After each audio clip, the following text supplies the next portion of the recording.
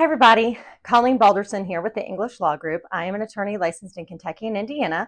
Please subscribe to the YouTube station to get latest updates from us on legal issues.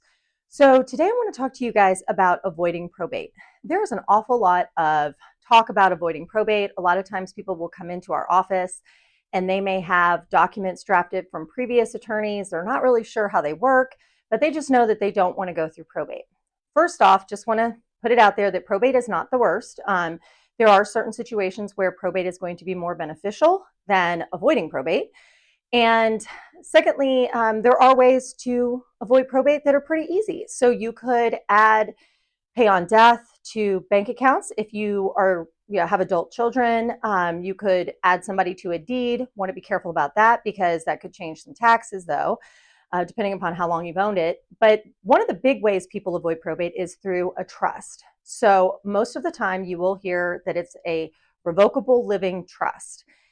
What that basically means is you retain the control of it. You still have the right to use the things. And then once you pass away, then you're saying within that document who gets what. So maybe it's your kids, grandkids, best friend, whoever it may be.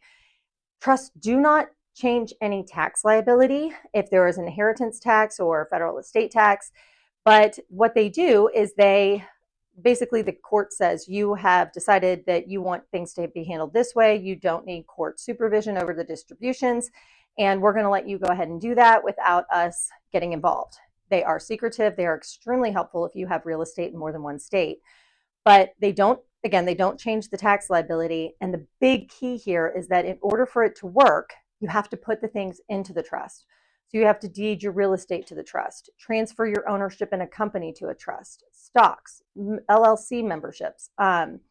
You would want to make sure that if you have minor kids that you name the trust instead of them individually for beneficiaries on life insurance and whatnot. So trusts are fantastic and you can still retain a lot of the control, but the number one thing is make sure it's done correctly, make sure you understand what it says, and that you get those assets into the trust if your objective is to avoid probate. The only way to avoid probate is to move it into a trust or name a beneficiary on the accounts or transfer on death and stuff like that. So we can help you with all of those things so you don't have to navigate it alone. Give us a call and set up an appointment and we'll tell you how.